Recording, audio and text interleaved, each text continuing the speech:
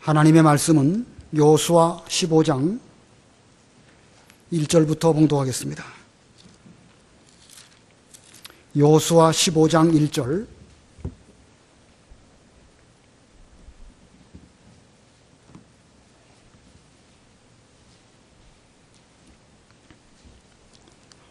여호수아 15장 1절입니다. 유다 자손의 지파가 그 족속별로 제비를 뽑아 땅의 최남단은 친광야가 있는 에돔 경계까지이니 그들의 남쪽 경계는 사해의 끝, 곧 남쪽을 향한 하구에서 시작하여 아그라빔 비탈 남쪽에서부터 나와 친을 지나고 남쪽으로 가데스 바네아로 올라가 헤스론을 지나며 아달로 올라가서 갈가로 돌아가고 또 아스몬을 지나서 이집트 강에 미치며 그 경계의 끝은 바다이다. 이것이 너희에게 남쪽 경계가 될 것이다. 그 동쪽 경계는 사해이니 요단 끝까지이며 그 북쪽 지역의 경계는 요단 끝에 있는 바다의 하구에서부터 시작하여 벳호글라로 올라가서 벳아라바 북쪽을 지나 루벤 자손 보한의 돌까지 올라가고 또 아골 골짜기로부터 드빌로 올라가 강 남쪽에 있는 아둠민 비탈 맞은편 북쪽의 길갈로 향하고 엔세메스 물 곁을 지나 엔로겔로 나오며 또 흰놈의 아들의 골짜기로 올라가서 여부스 곧 예루살렘 남쪽 등성리를 향하고 흰놈 골짜기 맞은편 서쪽에 있는 산 꼭대기로 올라가는데 이곳은 르바임 골짜기 최북단이다. 또 그 산 꼭대기에서부터 넵도와 샘물까지 이르러 에브론 산의 성읍들로 나와 또 바알라 곧 기럇 여아림에 이르고 바알라에서 서쪽으로 돌이켜 세일산을 향하고 여아림산 곧 그살론의 북쪽 등성이를 지나 벳세메스로 내려가 딥나를 지나며 또 에그론 북쪽 등성이를 시끄론에 이르러 바알라 산을 지나 얌누엘에 미쳐 바다로 나오게 되니 그 서쪽 경계는 대해와 그 해변인데 이것은 유다 자손이 그들의 족속별로 얻은 땅의 사방 경계이다. 여호와께서 여호수아에게 명령하신 대로 그가 여분네의 아들 갈렙에게 유다 자손 가운데서 기럇 아르바 곧 헤브론 성읍을 분깃으로 주었으며 아르바는 아낙의 아버지였다. 갈렙이 거기에서 아낙의 세 아들 곧 아낙이 낳은 세세와 아히만과 달메를 쫓아내었고 거기에서 드빌 주민을 치려고 올라갔으니 드빌의 옛 이름은 기럇 세벨이었다. 갈렙이 말하기를 기럇 세벨을 쳐서 그것을 점령하는 자에게는 내 딸 악사를 아내로 주겠다 하였는데 갈렙의 아우 그나스의 아들 온니엘이 그것을 점령하였으므로 갈렙이 그에게 자기 딸 악사를 아내로 주었다. 악사가 출가할 때 남편에게 자기 아버지에게 밭을 청하라고 재촉하였고 악사가 나귀에서 내리자 갈렙이 자기 딸에게 묻기를 내가 무엇을 원하느냐 하였다. 악사가 말하기를 제게 복을 주십시오. 아버지께서 제게 네게부 땅을 주셨으니 샘물들도 주십시오 라고 하므로 갈렙이 그 딸에게 위의 샘들과 아래의 샘들을 주었다. 이것이 유다 자손의 지파가 그들의 족속별로 얻은 유업이다. 여기까지 봉독하겠습니다. 우리가 지금 지난 시간에 공과 공부를 못했는데 오늘 공과 공부를 합니다. 이 공과 공부가 이제 여호수아 후반부로 가면서 이 본문을 부분적으로 하고 건너뛰는 경우가 있습니다. 사실은 유다 지파 전체에 대해서는 15장 다 이 봉독을 해야 되는데 뒷부분은 지명이 많이 나오고 그래서 공과 책에도 들어가 있지 않습니다. 그냥 참고해 주시기를 바랍니다. 오늘 제목은 유다 지파의 유업입니다. 유다 지파의 유업. 이 유다 지파가 유업을 얻은 것을 말하려고 하면 제일 먼저 이 장자의 복에 대해서 또 강조를 해야 되겠지만 이미 장자의 복에 대해서는 여러 번 말씀을 드렸기 때문에 그 면에 대해서는 생략을 하려고 합니다. 다만 우리가 앞부분에서 하나님께서 여호수아에게 너는 나이만하 늙었고 또 점령한 땅은 매우 많이 남았다 이런 말씀을 하시면서 이 전쟁 이제 이 전쟁도 이제 전쟁이 한편으로는 진행되지만 12지파에게 제비를 뽑아서 땅을 나누어 주도록 이렇게 말씀하십니다.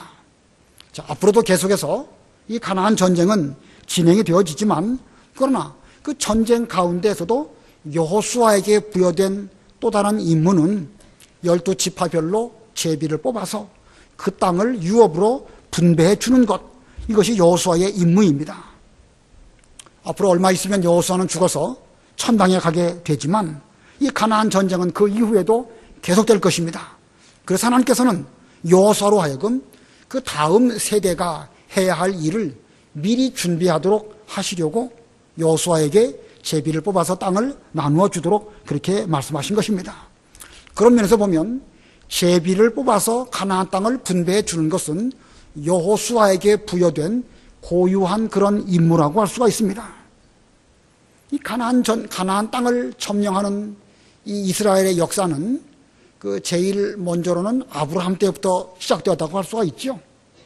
아브라함에게 내가 바라보는 이 땅을 노아의 후손에게 주겠다 하나님 약속하시고, 이삭에게 또 그 언약을 계승하게 하시고, 야곱 그리고 요셉과 12아들들에게도 계속 그런 언약 가운데 살게 하시다가 모세의 역할이 따로 있고 여호수아의 역할이 따로 있고, 여호수아 이후에는 또 오늘 부분적으로 갈렙의 역할이 있고, 그 이후에는 여러 사사들의 또 역할이 있고, 그리고 마지막에 가서는 다윗 왕으로 말미암아 가나안 땅을 예루살렘까지 온전히 차지하게 되는 이런 역사가 흘러가게 됩니다. 자, 그러고 보면 여러 사람들이 이 가나안 전쟁에 참여하는데, 그러나 각각의 임무는 다릅니다. 시대적으로 해야 할 임무가 다 각각 시대적으로 달리 그들에게 있다는 것이지요. 그래서 이 가나안 전쟁은 물론 다 하는 것이지만 그런 속에서 그 자기가 해야 할 그 임무는 또 그 잘 하는 것이 그게 올바른 것입니다. 지나간 시간에 한 것이지만 한번 보고 넘어가겠습니다. 여호수아 13장 1절 읽어보세요. 13장 1절.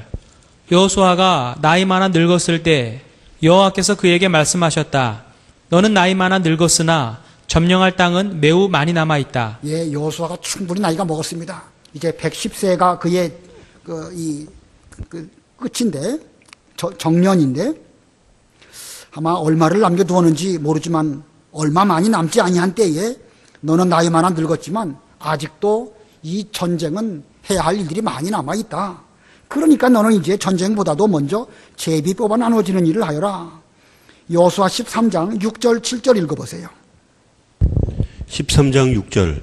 레바논에서부터 미스브롯 마임까지의 산지 모든 주민 곧 모든 시돈 사람의 땅이다. 내가 그들을 이스라엘 자손 앞에서 쫓아낼 것이니 너는 내가 명령한 대로 그 땅을 이스라엘에게 유업으로 분배하되, 이제 너는 이 땅을 9지파와 므낫세 지파의 절반에게 분배하여 유업이 되게 하여라. 예, 하나님 말씀하시기를 내가 그들을 이스라엘 자손 앞에서 쫓아낼 것이니, 이건 미래의 일입니다. 앞으로 하나님께서 이 가나안 전쟁을 승리하도록 해 주실 것이니까 그것을 바라보고 너는 9지파 반에게 요단강 본토 서쪽을, 요단강 서쪽 가나안 땅 본토를 유업으로 나누어 주도록 이렇게 말씀을 하신 것입니다. 자, 앞에서도 설명드렸듯이 이 가나안 전쟁은 어느 한 시대, 어느 한 세대에 끝나는 것이 아닙니다.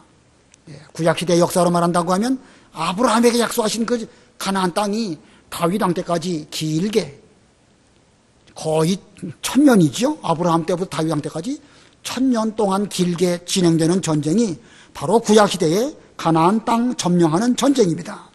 이 신약시대에도 영적으로 본다고 하면 예수님으로 말미암아 시작된 가나안 전쟁이 오늘날 우리들에게까지도 계속되어지고 있고, 이 전쟁은 예수님 재림하시고 하늘로부터 예루살렘 성이, 새 예루살렘 성이 내려올 때까지 계속 전쟁은 계속될 것입니다. 자, 그러나 시대마다 부여된 그 임무는 다르다는 것입니다. 자, 그 시대에 해야 할 일들을 잘하는 것, 그것이 그 또 해야 할 또 다른 면의 그 사명입니다. 전쟁은 전쟁대로 하면서 시대마다 각각에게 부여된 그 일을 잘하는 것. 아브라함에게는 그 땅을 바라보게 하셨고, 모세에게는 그 땅을 바라보면서 출애굽하고 광야를 지나가게 하셨고, 또 여호수아에게는 그 땅을 점령하는 일을 하시고, 또 제비 뽑아서 나누어지는 일들을 하게 하시고 또 그 이후에도 시대마다 해야 할 일들이 다 있었던 것입니다. 그런 면에서 봤을 때에 이 영적 가나안 전쟁은 지금도 우리 가운데 이루어지고 있는데 오늘날 우리 세대에게 부여된 사명이 무엇일까? 저와 여러분에게 부여된 이 가나안 전쟁의 사명은 무엇일까? 물론 가나안 전쟁은 예전부터 지금 앞으로도 계속해서 되어지겠지만 우리 시대에 부여된 사명이 또 있을 것입니다. 그게 무엇일까? 각각의 그 사명에 대한 답은 우리가 기도하는 가운데 깨닫고 깨달은 대로 우리가 해야 될 것입니다. 그러나 제 생각에는요, 오늘날 우리가 해야 될 사명은 이 교회의 어떤 그 틀, 우리의 선진들이 터를 닦고 교회를 세우고 진리를 잘 가르쳐 주시고 그래서 우리에게 이 교회를 넘겨주셨는데 우리는 또 우리대로 교회의 틀을 잘 구비를 해서 세대가 흘러가고 역사가 바뀌고 여러 가지 되어져도 하나님의 교회의 어떤 근간은 흔들리지 아니하는 그런 틀을 잘 만들어 나아가는 것이 이 시대의 우리의 사명이 아닐까. 이 틀을 잘못 잡으면 한 세대 지나가고 또 두 세대 지나갔을 때에 아마도 서양의 여러 가지 교회들처럼 우리나라에도 그런 일들이 많이 일어나지 않을까 이런 걱정이 됩니다. 또 하나의 사명은요, 앞으로의 시대를 우리가 바라보면서 일꾼을 잘 길러내는 것이 아주 중요한 일입니다. 우리 시대에만 해도요, 상당히 많은 교회가 있고 상당히 많은 목회자들이 있습니다. 그러나 앞으로 한 세대만 지나가고 나면 아마 목회자 찾아보기가 어려운 때가 금방 올 것입니다. 지금도요, 쓸만한 목회자 찾아보기 어렵습니다. 그런 면에서 볼 때에 이 교회가 다음 세대를 위해서는 먼저는 교회 여러 가지 제도나 틀을 잘 구비하는 것이 중요하고 인적 자원적인 면으로 볼 때는 일꾼을 잘 길러내는 것은 아주 중요한 일이라고 여겨집니다. 이거 저 나름대로 저나 이 시대에 우리들에게 부여된 임무가 아닐까 이렇게 생각을 하는데 여러분들도 한번 생각해 보시고 기도하시는 가운데서 깨달아진 대로 여호수아가 그 임무를 잘 감당하여서 이제 오늘 15장부터 그 뒷부분 계속해서 그 제비 뽑는 사명 감당한 것처럼 오늘날 우리들도 이 사명을 잘 감당하는 우리가 되어야 되겠습니다. 자, 그래서 이 가운데에서 첫 번째로 유다 지파의 유업이 이제 제비 뽑아서 그들에게 부여됩니다. 그래서 15장 오늘 읽은 본문을 두 대지로 나눈다고 하면 그 중에 첫 번째는 유다 지파의 경계입니다. 유다 지파의 경계. 1절 읽어보세요. 본문 1절. 1절. 유다 자손의 지파가 그 족속별로 제비를 뽑은 땅의 최남단은 친광야가 있는 에돔 경계까지이니. 예. 여기 제비를 뽑아서 이제 그 유다 지파에게 유업이 돌아갔는데 이것은 곧 하나님이 정해주신 경계라는 의미입니다. 제비를 뽑았다. 그냥 우연히 그냥 복골복으로 됐다 그런 의미가 아니라 이 제비 뽑는다는 것은 곧 사람의 뜻대로 정한 것이 아니라 하나님께서 정해주신 대로 유다 지파에게 그만큼의 기업이 돌아갔다. 그런 뜻입니다. 이렇게 하나님이 정해주신 기업인데 그 기업의 동서남북의 경계가 어떻게 되는가? 그것이 여기 2절부터 12절까지 쭉 기록되어 있습니다. 간단하게 읽고 넘어가겠습니다. 첫 번째로 남쪽 경계입니다. 2절로 4절 읽어보세요.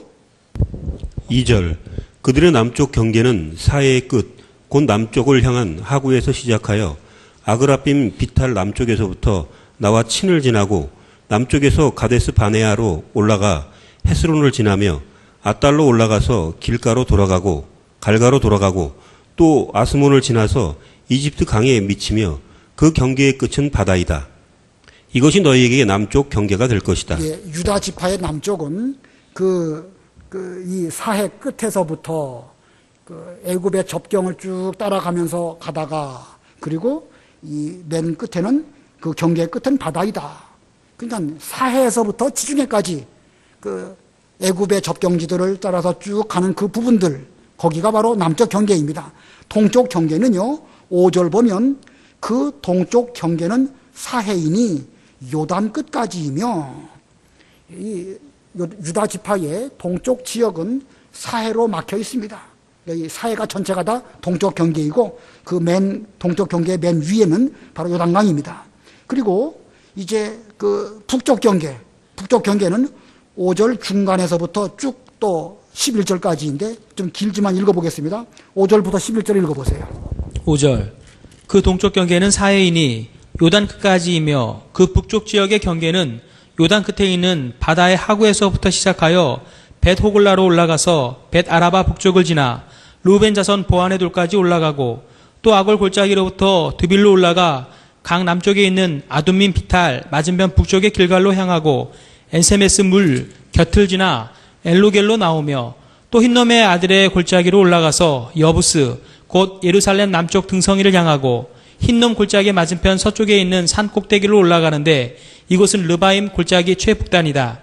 또 그 산 꼭대기에서부터 넵도와 샘물까지 이르러 에브론 산의 성읍들로 나와 또 바알라 곧 기럇여아림에 이르고 바알라에서 서쪽으로 돌이켜 세일산을 향하고 여아림산 곧 그살론의 북쪽 등성이를 지나 베세메스로 내려가 딥나를 지나며 또 에글론 북쪽 등성이로 시클론에 이르러 바알라 산을 지나 얌네엘에 미쳐 바다로 나오게 되니. 예, 거기까지요.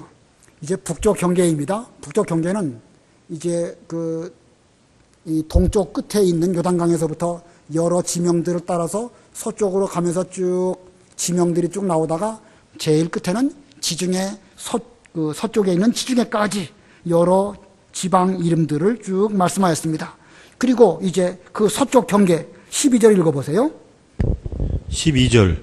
그 서쪽 경계는 대해와 그 해변인데 이것은 유다 자손이 그들의 족속별로 얻은 땅의 사방 경계이다. 예, 이 사방 경계를 분명하게 성경에 이렇게 지명을 하나하나 거명하시면서 분명하게 말씀해 주셨습니다. 자, 여러 지명들이 많이 나오니까 이게 어디인지 헷갈리기도 합니다. 그림으로, 지도로 딱 보면 쉽게 이해가 될 수 있지 않을까 생각합니다. 그림 잘 보이시나요? 예, 여러분 성경책 뒤에 보면 이 그림이 그대로 있는데 이것을 이렇게 화면에 올렸습니다. 잘 보이시는지? 예, 저도 잘 안 보입니다.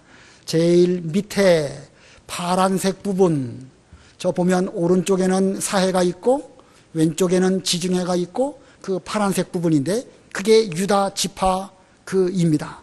물론 그 가운데에는요 또 다른 지파로서 이 시므온 지파가 있기는 있죠. 유다 지파하고 애굽 사이에. 그러나 나중에 보면은요 그 시므온 지파는 존재감이 없어져 버리고 유다 지파에 동화되어 버립니다. 없어져 버린 거나 마찬가지예요. 그러니까 이 유다 지파가 힘이 있으니까 힘 있는 지파로 시므온 지파는 이렇게 합해져 버리게 됩니다. 자, 그림 잘 보시면서 충분히 이해가 되시겠죠? 이런 면에서 볼 때에 이 유다 지파는 전 이스라엘 영토 가운데에서 가장 넓은 유업을 얻었습니다. 특히 남쪽 경계는 이 애굽에까지 있는 가운데 있는데 얼마든지 남쪽으로 더 넓혀 나아갈 수 있는 그런 지형적인 특징을 유다 지파가 가지고 있습니다. 자, 이렇게 지역적인 면을 먼저 이해하신 다음에 여기에서 하나님께서 왜 이와 같은 경계를 정하여 주셨을까? 하나님께서 경계를 정해 주신 이유 두 가지를 말씀을 드리겠습니다.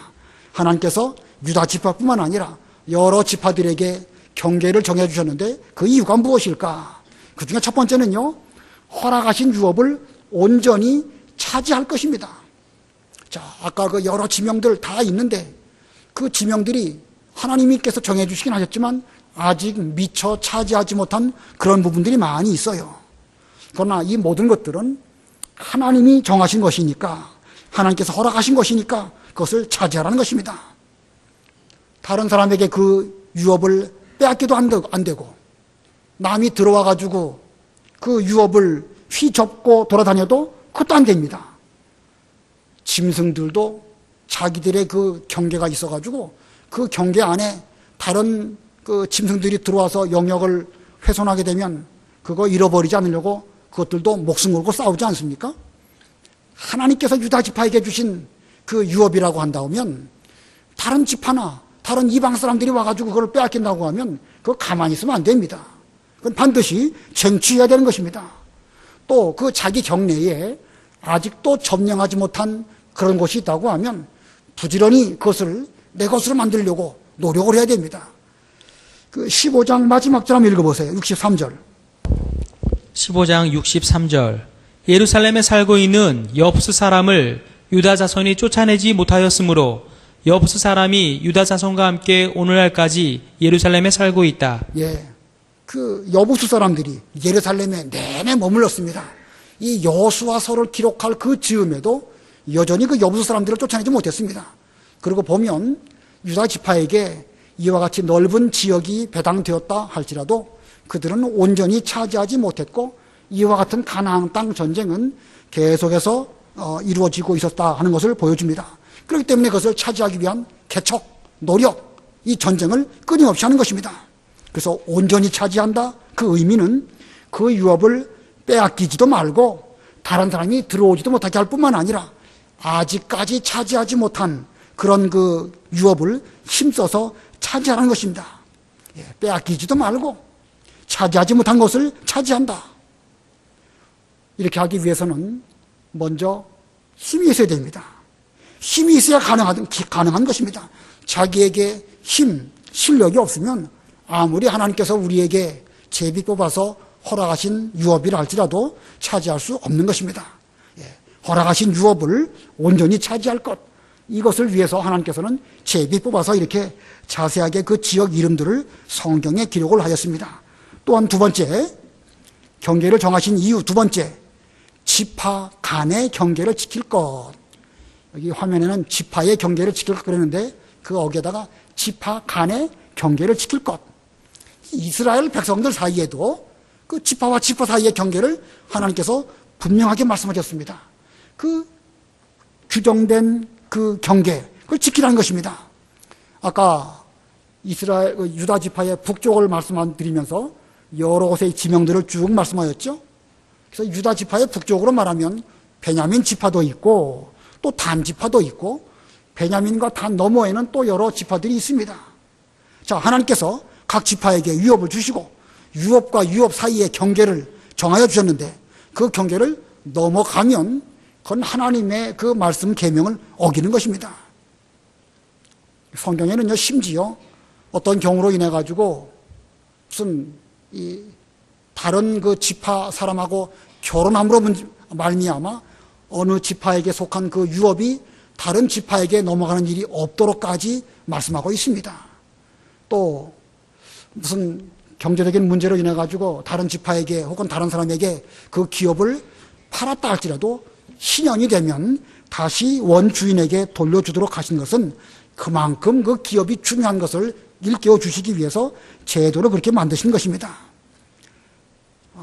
이것을 무시하든지 또 경계를 사람이 임의로 변경하는 것, 이것은 하나님의 계명을 어기는 것으로서 저주를 받을 것이라고 말씀하였습니다.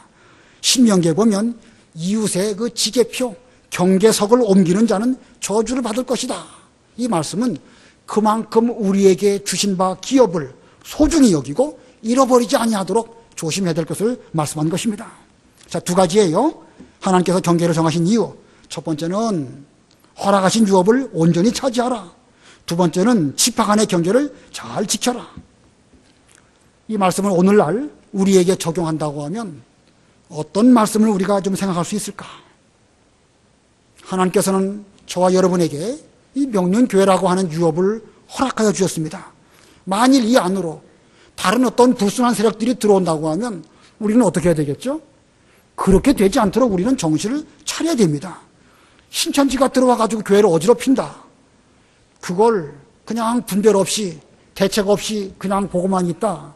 그러면 하나님께서 우리에게 허락하신 그 유업을 온전히 차지하지 못하는 것입니다. 자, 그렇게 되지 않도록 우리는 조심해야 됩니다. 또 다른 교회나 혹은 어떤 사람이 우리 교회에 들어와가지고 주도권을 쥐고 좌지우지 교회를 흔들어버린다. 이건 있을 수 없는 일입니다. 교회는요, 하나님의 교회입니다. 그 어느 누구도 하나님의 교회를 자기 임의로 주장할 수 없습니다. 그러므로 어떤 개인이든지 혹은 다른 교회가 와가지고 우리 교회를 흔든다. 그렇게 되지 않도록 우리는 힘과 실력을 길러야 됩니다. 심지어 교단이란 말은 노회, 총회, 교단 이런 개념으로 말하고 있죠. 그런 이 교회와 교회 간에 맺어진 그런 어떤 그 단체에 대해서도 개교회의 주권을 함부로 이렇게 하지 못하도록 이 장로교 헌법에 규정하고 있습니다. 우리나라 헌법도 1조가 중요하고 2조가 중요하죠. 우리 장로교 헌법의 제일 첫 번째 1조가 뭐냐면요, 양심의 자유입니다. 양심의 자유. 그게 무슨 뜻이냐? 성경을 깨달은 양심대로 어디에도 속박받지 않고 성경 말씀대로 그 교회를 잘 지킬 자유가 개교에게 있다는 것입니다. 이 헌법을 말하지만 헌법 이전에 성경 말씀을 제대로 잘 깨닫고 깨달은 진리대로 그 교회를 잘 세우는 것, 그것이 이 장로교 헌법의 제1조입니다. 2조는요, 교회의 자유입니다. 교회의 자유. 이게 무슨 뜻인가? 어떤 한 교회는 이 교회 정치의 일체를 예수 그리스도께서 정하신 대로 할 수 있는 자유가 개교에게 있다는 것입니다. 이 말은 무슨 노회나 총회의 다스림을 받지 말고 마음대로 해도 된다, 그런 뜻을 말하는 것은 아닙니다. 이 교회는 예수님의 교회이기 때문에 그 교회에게 부여한 아주 중요한 그 권한이 있어서 그 양심대로 올바른 깨달은 대로 하는 것이고, 교회는 또 개교회대로 어떤 그 예수님께서 정하신 대로 어떤 일들을 성경에 따라서 자유롭게 할 수 있는 자유가 있다, 그런 뜻이에요. 무슨 뜻이냐면, 우리 성경을 보면 고린도 교회도 있고 에베소 교회도 있죠. 다 사도 바울이 설립한 그런 교회입니다. 다 각각의 위치에 그 지역 이름을 따라서 교회 이름을 잘 지었죠. 교회 이름을 짓는 것도요, 이 성경적으로 볼 때는 그 지역 이름을 따라서 붙이는 것이 가장 성경적인 것이 아닐까. 고린도 교회, 고린도 쪽에 있는 교회입니다. 에베소 교회, 에베소 쪽에 있는 교회입니다. 명륜동에 있는 교회는 뭐라고 해야 되겠죠? 명륜교회. 이게 제일 좋은 이름이에요. 요즘에는 사랑의 교회, 겸손의 교회 뭐라고 할 수 있겠지만 그게 틀렸다는 건 아니에요.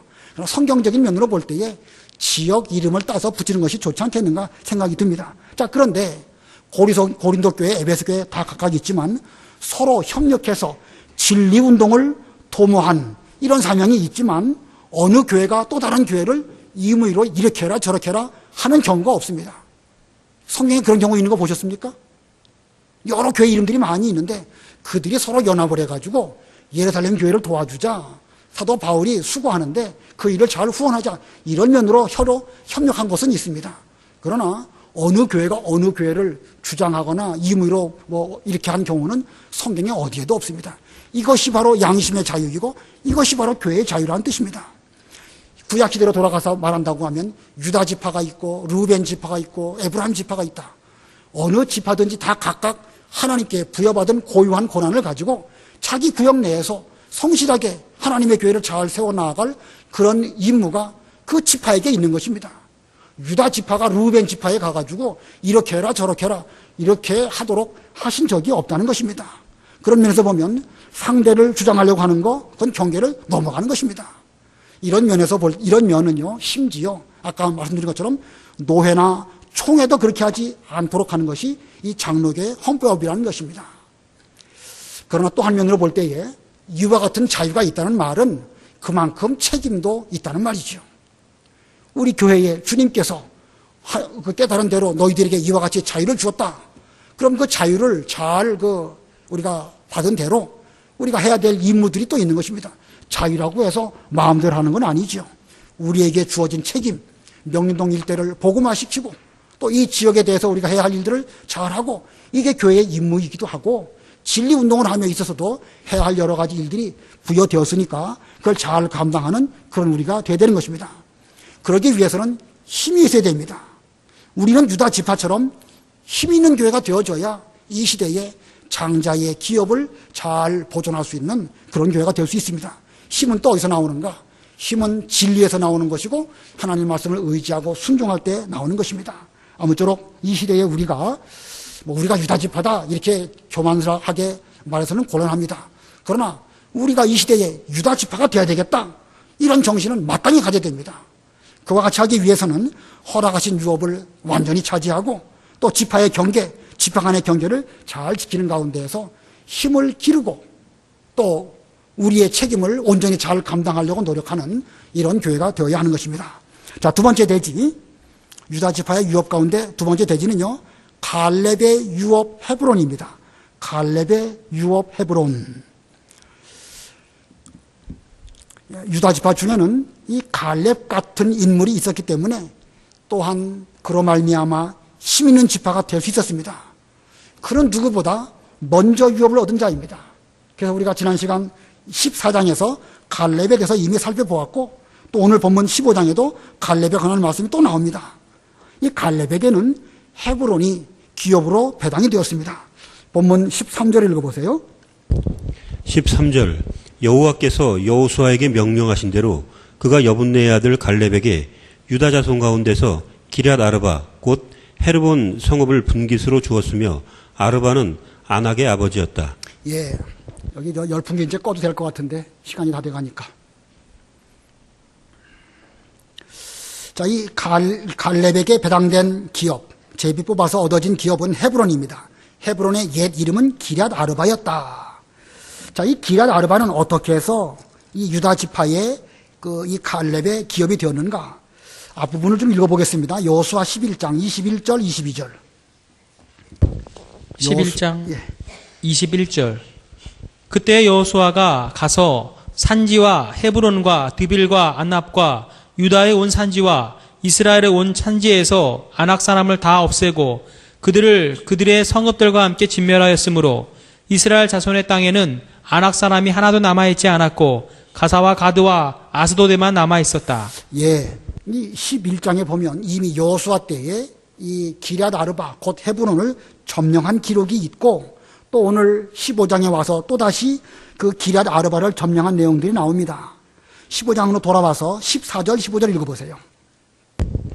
14절 갈렙이 거기에서 아낙의 세 아들 곧 아낙이 낳은 세세와 아히만과 달메를 쫓아내었고 거기에서 드빌 주민을 치려고 올라갔으니 드빌의 옛 이름은 기럇 세벨이었다. 예, 여기 갈렙이 또 싸운 내용이 나오죠.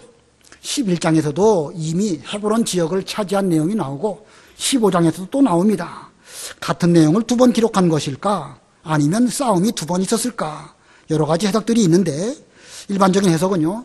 1차로 이 여호수아 때에 그 기럇 아르바 헤브론을 차지했는데 얼마 지나서 이 기럇 아르바에 살고 있었던 그 아낙 자손들이 다시 또 서서히 숫자가 늘어나고 서서히 자기들의 땅을 빼앗기지 않으려고 노력하는 가운데에서 이 갈렙이 다시 또 이 여호수아에게 허락을 얻어가지고 그 땅을 차지한 것으로 해석을 합니다.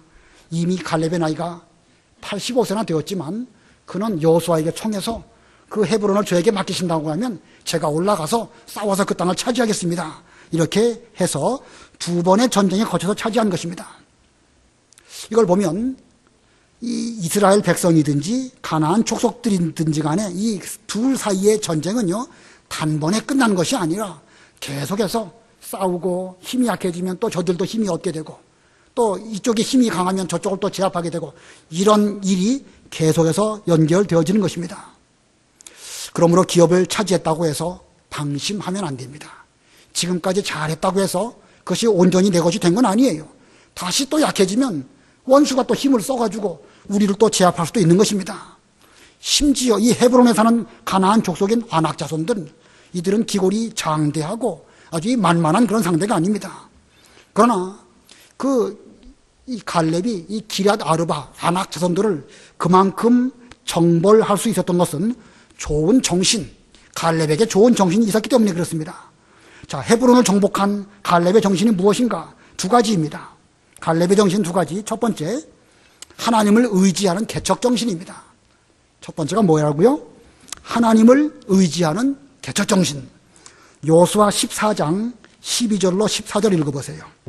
여호수아 14장 12절. 이제 여호와께서 그날에 말씀하셨던 이 산지를 내게 주십시오. 그곳에는 아낙 사람들이 있고 그 성읍들은 크고 견고하다는 것을 당신도 그날에 들었으나 여호와께서 나와 함께 하시면 하나님께서 말씀하신 대로 내가 그들을 쫓아낼 수 있습니다. 여호수아가 그를 축복하고 여분의 아들 갈렙에게 헤브론을 유업으로 주어 헤브론이 지금까지 그니스 사람 여분의 아들 갈렙의 유업이 되었으니 이것은 그가 여호와 이스라엘의 하나님을 온전히 따랐기 때문이다. 예, 여기 하나님을 의지하여라는 말이 나오죠. 어디 그거? 예, 끝에 여호와 하나님, 이스라엘 하나님을 온전히 따랐다. 그 말은 의지했다는 말이죠. 그리고 그는 이 하나님이 허락하신 그 땅을 스스로 노력해서 개척적인 정신을 가지고 나가서 싸웠기 때문에 결국은 그 그 자기에게 배당된 그 유업을 잘 얻을 수 있었습니다. 우리 성도의 힘은 하나님을 얼마나 의지하느냐, 거기에 의해서 좌우됩니다. 사실 성도의 힘은 아무것도 아니에요. 우리에게는 아무런 힘도 없습니다. 이 갈렙, 인간적으로 볼 때 85세나 된 노인입니다. 그러나 그는 옛날에도 하나님을 의지했기 때문에 온전히 하나님을 따를 수 있게 되었고, 85세가 된 노인이지만 지금도 여전히 하나님을 의지했기 때문에 개척적인 정신을 가지고 자기에게 그 주어진 유업을 끝까지 잘 차지하는 이런 사람이 된 것입니다.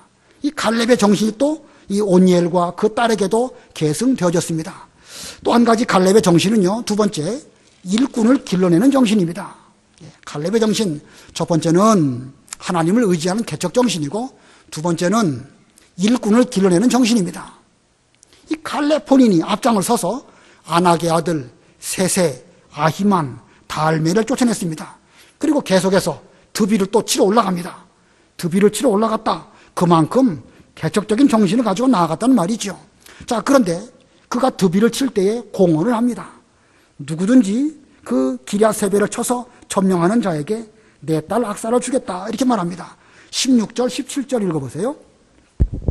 16절 갈렙이 말하기를 기랴세벨을 쳐서 그것을 점령하는 자에게는 내 딸 악사를 아내로 주겠다 하였는데, 갈렙의 아우 그나스의 아들 온니엘이 그곳을 점령하였으므로 갈렙이 그에게 자기 딸 악사를 아내로 주었다. 예, 갈렙이 왜 이 전쟁을 하는 가운데에서 이 전쟁에 이긴 사람에게 자기 딸을 준다고 말했을까? 자기가 늙었기 때문에 이제 다른 사람의 힘을 이용해서 이렇게 하려고 하는 것은 아닐까? 혹은 딸을 좋은 곳으로 시집 보내기 위해서 한 것은 아닐까? 예, 그가 이렇게 한 것은요, 앞으로 자기 뒤를 이어서 일할 수 있는 일꾼을 발굴하기 위한 목적으로 이렇게 한 것입니다.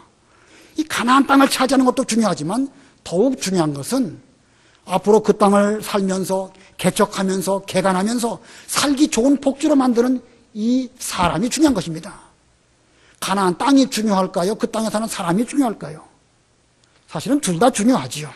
사실 뭐 어느 것이 중요하고 어느 건 덜 중요하다 이렇게 말할 수는 없습니다. 한 나라가 주권적인 국가가 되기 위해서는 제일 먼저는 백성이 있어야 되는 것이고, 영토가 있어야 되는 것이고, 그리고 주권이 있어야 됩니다. 백성, 영토, 주권, 어느 거 하나 소홀히 여길 수 없습니다. 자, 그러나 이제 이 갈렙의 정신을 놓고 본다고 하면 다 중요하지만, 이제 사람이 만약에 없다고 하면 가나안 땅에 들짐승만 무성할 수밖에 없지 않겠습니까? 그렇기 때문에 그는 어찌하든지 자기가 천당간 이후에도 좋은 하나님의 사람이 계속해서 가나안 땅에 살면서 외침을 물리치고 그 땅을 잘 점령하고 하나님 은혜를 풍성히 받는 이런 사람이 되도록 하기 위해서 그는 일꾼을 길러내려고 노력을 했던 것입니다. 자, 이렇게 이 갈렙의 이와 같은 정신 가운데서 이 두 사람이 등장을 합니다. 한 사람은 이 갈렙의 아우 그나스의 아들 온니엘, 갈렙의 아우인 그나스의 아들 온니엘이다. 그리고 보면 이 온니엘은 갈렙의 조카입니다. 그런데 그때까지 이 온니엘이 뚜렷하게 두각을 나타내지 않고 있었는데, 그러다가 이 갈렙의 이런 공언에 의해 가지고 그가 기랴세벨을 점령하는 일을 통하여서 이스라엘의 중요한 역할을 감당하는 그런 일꾼으로 나타나게 됩니다.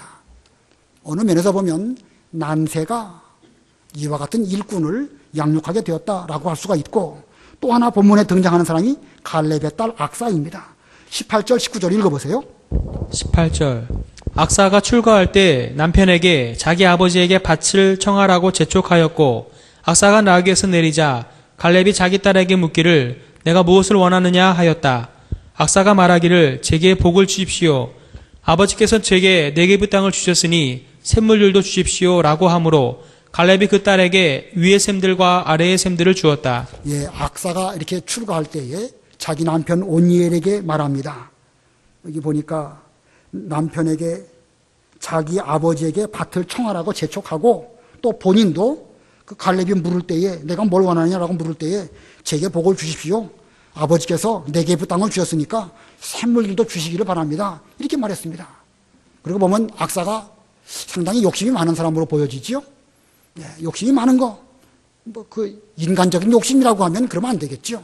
그러나 하나님의 기업, 하나님께서 허락하신 가나안 땅이라고 하면 내가 그 땅을 좀 더 많이 차지하고 또 그 땅을 잘 개간하기 위해서는 샘물도 필요하니까 아버지에게 샘물을 저에게 주시면 제가 그 샘물을 이용해서 그 네게부의 척박한 땅을 잘 개간해서 살기 좋은 땅으로 만들겠습니다. 이와 같은 정신, 이것이 개척 정신이고 이런 갈렙의 정신을 그 딸이 또 잘 물려받았기 때문에 하나님의 일이 이렇게 잘 되게 된 것입니다. 이 악사와 온니엘이 그 네게부 쪽으로 가가지고 자기들에게 그 맡겨진 그 네게부 땅을 잘 개간을 했을까? 성경에는 그런 말씀이 없습니다. 그러나 이제 그 뒤에 보면 사사기에 가보면 이스라엘 전체가 어렵게 되었을 때에 하나님께서 온니엘을 통해 가지고 이스라엘을 구원하게 하시고 그로 말미암아 40년 동안 이스라엘이 평온하게 해주시는 이런 그 뜻을 이루십니다. 그걸 보면 이 온니엘과 악사가 그 네게부 지역을 잘 감당하는 그런 일꾼이 되었기 때문에 하나님은 그들에게 좀 더 큰 것을 맡기시는 그런 은혜를 그들에게 베풀어 주신 것으로 해석할 수가 있습니다.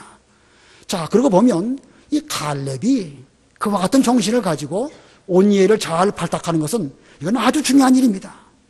자기가 떠나간 뒤에라도 하나님의 좋은 일꾼들이 우리 그 유업을 잘 지키고 보존하고 더 나아가서는 이스라엘을 잘 지킬 수 있는 이런 사람으로 만든 것은 아주 그 훌륭한 일이라고 할 수가 있는 것입니다.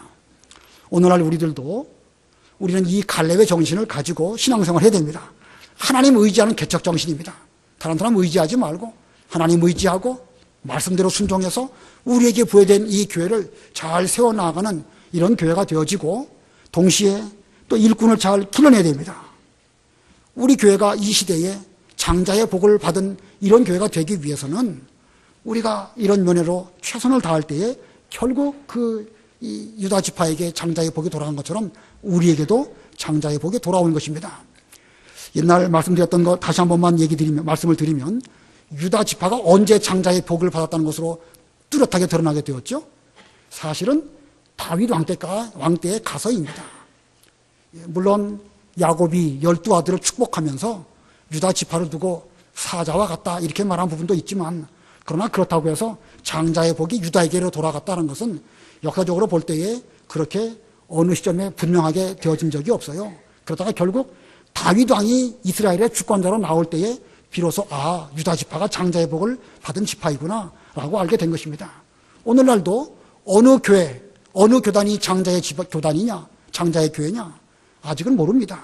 그러나 우리의 목표는 반드시 장자의 복을 얻은 그런 교회가 되도록 우리는 부단히 노력을 해야 되는데 그러기 위해서는 성경에 기록된 유다 지파, 갈렙 이런 사람들이 어떻게 했는가를 잘 연구해서 우리는 하나님을 의지하고 개척 정신을 가지고 우리의 유업을 많이 차지해야 되는 것이고 또 일꾼을 잘 길러내는 이런 교회가 될 때에 우리 교회가 이 시대의 장자 지파 교회가 될 수가 있을 것입니다.